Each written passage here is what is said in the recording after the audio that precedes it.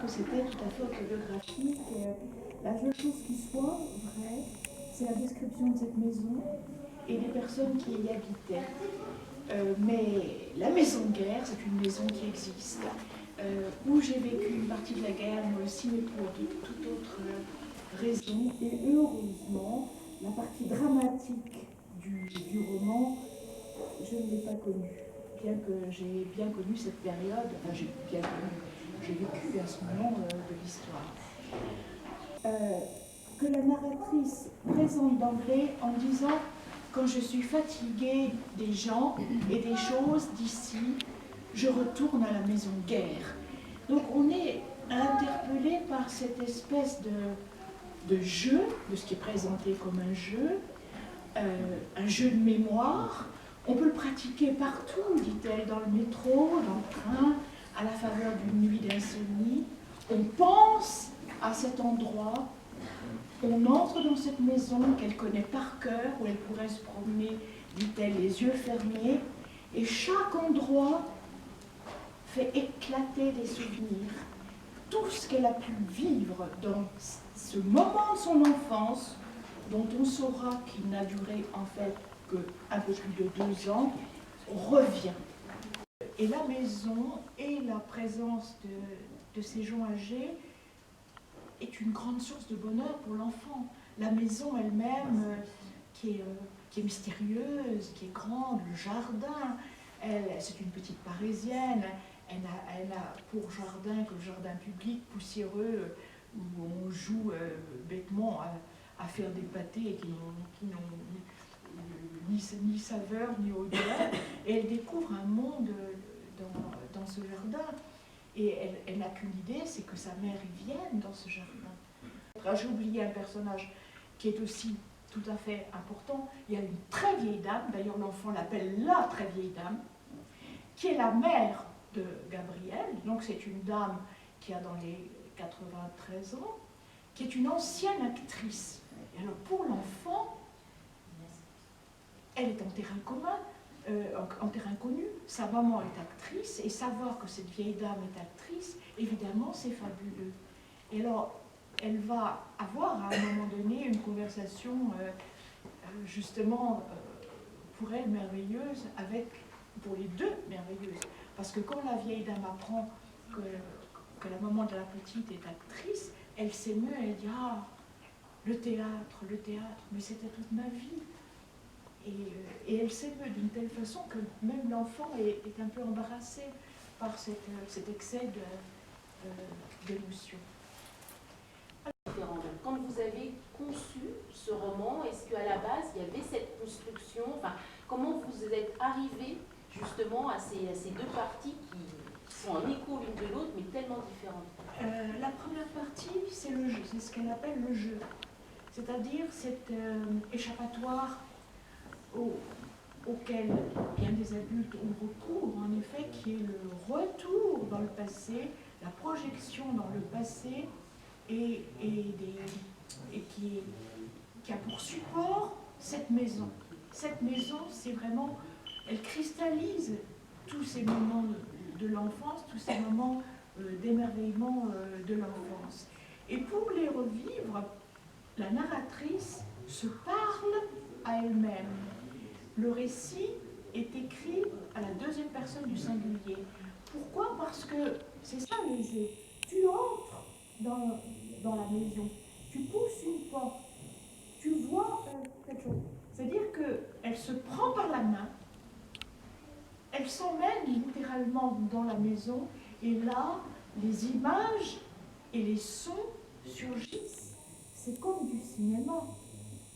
Hein? Il y a quelque chose de cinématographique dans cette exploration de la maison, avec le découpage en scénettes. Ce sont des petites scènes qui arrivent, qui se juxtaposent les unes aux autres, mais qui, mine de rien, sont construites, c'est-à-dire que la découverte d'une réalité, qui est une réalité d'adulte, que va faire l'enfant à 6 ans, elle va percevoir ce qui sera la réalité brute que son père ensuite va lui donner.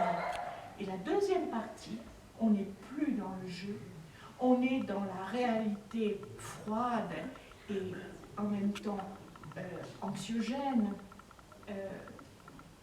qui se dévoile aux yeux de l'enfant devenue adolescente, puis adulte, avec ses découvertes qu'elle va faire. Et on est évidemment dans un style qui est, je ne dirais pas journalistique, mais presque. On n'est plus dans la poésie, on n'est plus dans la découverte du miracle à chaque instant, cette espèce de jaillissement. On est dans un constat. On écrit avec ce qu'on est, on écrit avec ce qu'on a vécu, qu'on transpose, qu'on change. L'histoire de cette petite fille, je l'ai voulu beaucoup plus déchirante que ce qui était mon histoire à moi, parce que heureusement, donc, j'étais tout à fait étrangère à ce drame. Mais l'amour que j'avais pour ma mère et la séparation de la mère pour d'autres circonstances, ma mère était malade. Ma mère était malade et j'en parle dans, je ne sais pas si quelques-uns d'entre vous ont lu La fable de la blanche. Bon, maman était malade. Et quand elle était malade, on me donnait à des parents, des amis, etc. Et je souffrais de cette absence, évidemment.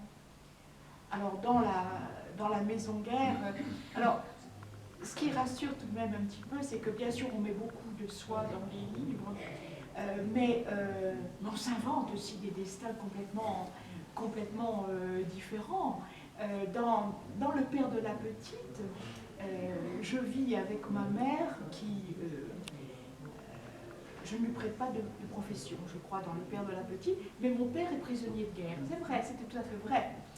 Et j'avais été élevée par une mère qui est toujours comme ça dans tous mes livres, très artiste, merveilleusement fantaisiste, racontant des histoires. Elle était capable de raconter une histoire à propos de tout. Elle était dans la cuisine et elle me disait, tu vois, ce pot en terre. Eh bien, quand je l'ai acheté, il est arrivé ça. Et ce pot en terre, il a une histoire. Et puis elle enchaînait sur encore une autre histoire. C'était fantastique, c'était tout à fait extraordinaire. Donc, cette mère se promène un peu dans tous mes livres. Et j'aime décrire les appartements, les maisons. Évidemment, la maison guerre, c'était... Bon, pour toutes les raisons, j'aimais retourner là-dedans. Dans Un léger déplacement, ce qui est très amusant, c'est que je décris un appartement qui n'existe pas. Et j'habite, moi, le 6e, maintenant, dans une rue qui est toute proche de la rue du Cherche-Midi, où je situe la prix. Mais j'ai plusieurs amis qui habitent dans cette rue, mais l'appartement que j'ai décrit, il n'existe pas. Mais je le connais par cœur. Je le connais, je visualise les scènes qui s'y passent, les faits et gestes, la décoration. C'est encore un chez-moi virtuel, mais un chez-moi. Et c'est toujours comme ça. Là, dans le roman que j'écris, donc une partie se passe en Suède, mais une partie se passe dans une petite ville que vous connaissez peut-être, Meudon. Vous voyez ? Alors là, il y a une maison où je ne suis jamais entrée. Je connais chaque pièce. Et j'ai l'impression d'y avoir vécu dans une autre vie. C'est très. On voyage beaucoup quand on écrit. Donc j'ai jamais eu besoin d'aller voir un psy. Mais en revanche, je me suis jetée dans l'écriture comme dans une thérapie. Et après ça, j'avais des ailes. Quand vous commencez à lire, est-ce que vous savez déjà la fin? Oui. Oui, vous savez déjà. Je triche. Je sais, j'ai des confrères qui me disent ah non, il faut se laisser porter. Oui, voilà. Non, pas du tout.